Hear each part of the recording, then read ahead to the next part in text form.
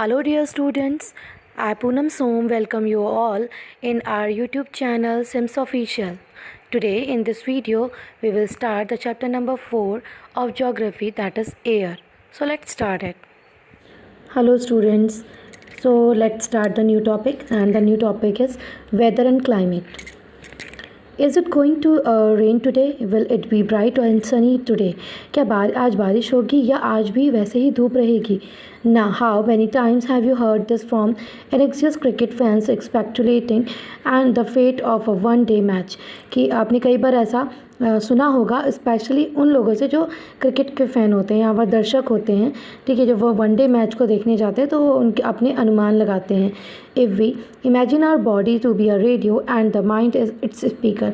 अगर हम ये इमेजिन करें, सपोज़ हम इमेजिन करें कि हमारी जो बॉडी है वो एक रेडियो है और माइंड इसका स्पीकर है, तो weather is something that fiddles with its control knobs. तो वेदर क्या है कि वेदर इसमें एक मीन्स वो क्या करता है कि वेदर एक तरह से कंट्रोलर है, ठीक, हमारी बॉडी का और हमारे माइंड का.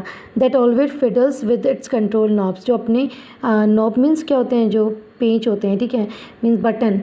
तो वो अपने बटन से वेदर के थ्रू, मतलब अपने बटन से हमारे माइंड और हमारी बॉडी को चेंज करता रहता है या उसके साथ छेड़छाड़ करता रहता है, ठीक. तो सपोज़ अगर गर्मी हो जाती है तो हमें बहुत इरिटेशन होती है, लाइक दैट. एंड अभी हम एग्जांपल पढ़ेंगे यहाँ. सो वेदर इज़ दिस हार्ड आर to hour day to day condition of the atmosphere. Weather क्या है कि जो हर घंटे में चेंज होता है, हर दिन में जो कंडीशन चेंज होती हैं एटमॉस्फेयर के, that is called weather. A hot और humid weather may make one irritable. ठीक है, तो जो हमारा सपोज़ अगर कोई एक हॉट और ह्यूमिड जो वेदर होता है, या तो गर्म दिन या फिर वो उमस भरा दिन जो होता है, वो किसी को भी इरिटेट कर देता है, इरिटेटेड बना देता है. And a pleasant breezy weather may make one cheerful and even plan for an outing. और एक अच्छा मौसम किसी का भी मूड, मतलब उसका माइंड सेट बदल देता है. अगर हल्की सी मतलब मौसम अच्छा सा हो रहा हो और ब्रीजी हवा हो रही हो, हवा चल रही हो, तो अपने आप ही क्या होता है, माइंड और हमारा जो माइंड और हमारी बॉडी अपने आप ही चेयरफुल हो जाती है. इवन कि हम बाहर आउटिंग के लिए भी प्लान कर लेते हैं. Weather can change dramatically from day to day. इसी तरह से जो वेदर है वो ड्रामेटिकली हर दिन चेंज होता रहता है. However the average weather condition of a place for a longer period of time represents the climate of a place. जबकि जो एवरेज वेदर कंडीशन होती है किसी भी प्लेस की, मतलब सपोज़ अगर लंबे टाइम तक एक ही वेदर रहता है फॉर अ लॉन्ग पीरियड, तो टाइम रिप्रेजेंट, तो ये टाइम पीरियड जो होता है वो रिप्रेजेंट करता है the climate of the place. तो वो उस प्लेस का क्लाइमेट बन जाता है, ठीक. Now do you understand why we have daily weather forecast.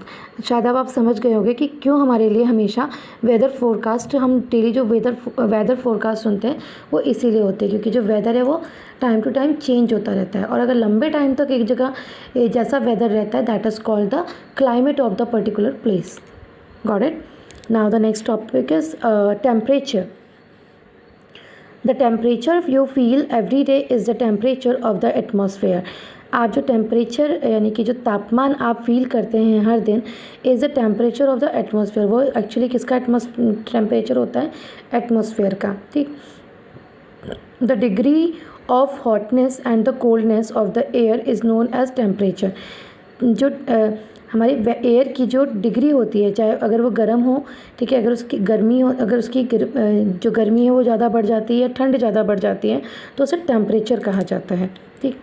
The temperature of the atmosphere changes not only between day and night but also from season to season.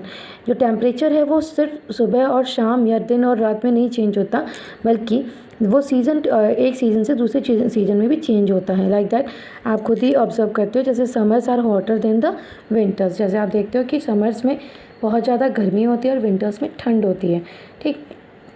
तो ऐसे ही जो वेदर है वो चेंज हो जाता है.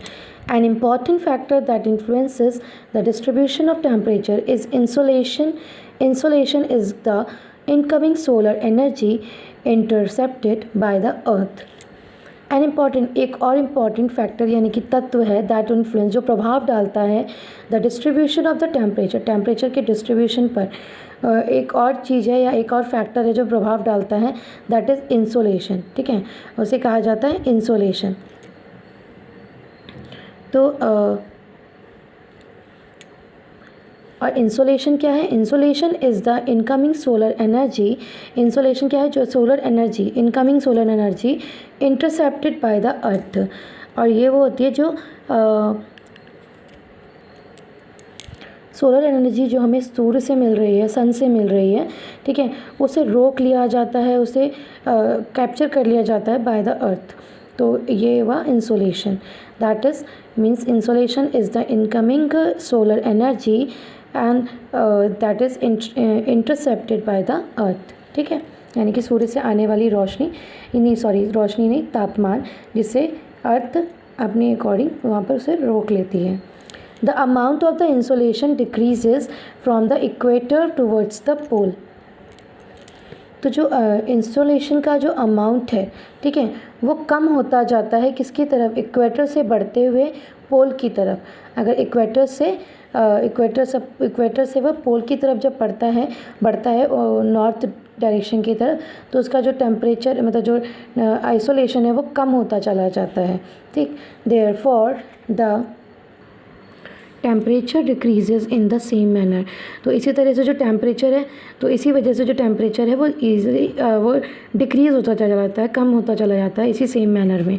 जैसे जैसे उधर को बढ़ता है तो वही कम होता चला जाता है temperature. Now do you understand why the poles are covered with snow. अब आपको समझ में आया कि जो पोल्स एरिया है वो हमेशा बर्फ़ से ढका क्यों होता है। If the earth's temperature rises too high, अगर जो अर्थ है उसका टेम्परेचर बहुत ज़्यादा हाई हो जाता है, it would become too warm for some crops to grow. तो ये काफ़ी गर्म हो जाएगा, जो क्रॉप्स को ग्रो नहीं होने देगा proper. And temperature in cities is much higher than the villages. और जो आपने ये भी नोटिस किया होगा कि जो टेम्परेचर है वो सिटीज़ का ज़्यादा हायर होता है compare to the villages. The concrete and the metals in building and the asphalt of roads get heated up during the day। क्योंकि और ये क्या रीज़न होता है? क्योंकि जो कंकड़ पत्थर हैं, जो मेटल बिल्डिंग या जो मेटल रोड होती हैं, वो ईज़िली, वो बहुत ही जल्दी से गर्म हो जाती हैं। ठीक है, क्योंकि उसमें मीन्स कार्कोल भी होता है और बाकी चीज़ें भी, तो वो सब क्या होता है, ईज़िली जल्दी से ही हीट हो जाती हैं। This heat is released during the night. और ये जो हीट होती है वो कब रिलीज़ होती है? जब रात में वेदर चेंज हो जाता है। ठीक, तो पूरे दिन वो तपती हैं और इस वजह से क्या होता है, वहाँ का टेम्परेचर हाई हो जाता है। और जो गांव की सड़कें होती हैं, ठीक है, वो कैसी होती हैं? वो मोस्टली कच्ची होती हैं, तो वो एकदम से जो मिट्टी होती है वो एकदम से गर्म नहीं हो पाती और ना ही वहाँ का टेम्परेचर इतना ज़्यादा हाई होता है। So also the crowded high rise buildings of the cities trap the warm air and thus raise the temperature of the cities.